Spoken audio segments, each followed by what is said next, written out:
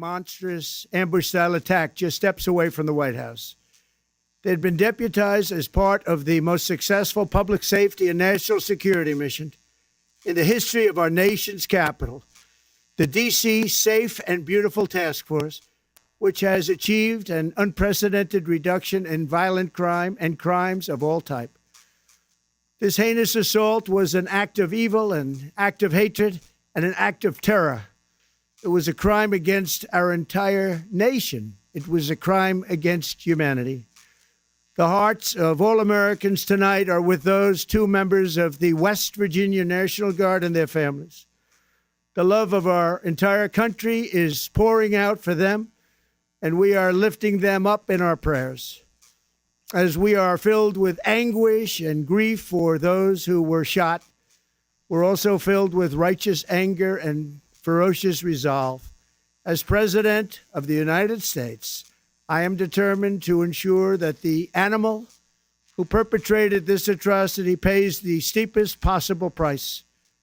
I can report tonight that based on the best available information, the Department of Homeland Security is confident that the suspect in custody is a foreigner who entered our country from Afghanistan, a hellhole on earth. He was flown in by the Biden administration in September 2021 on those infamous flights that everybody was talking about. Nobody knew who was coming in. Nobody knew anything about it. His status was extended under legislation signed by President Biden, a disastrous president, the worst in the history of our country. This attack underscores the single greatest national security threat facing our nation. The last administration let in 20 million unknown and unvetted foreigners from all over the world, from places that you don't want to even know about. No country can tolerate such a risk to our very survival.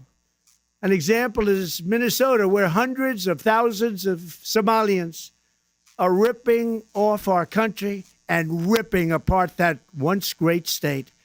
Billions of dollars are lost, and gangs of Somalians come from a country that doesn't even have a government, no laws, no water, no military, no nothing.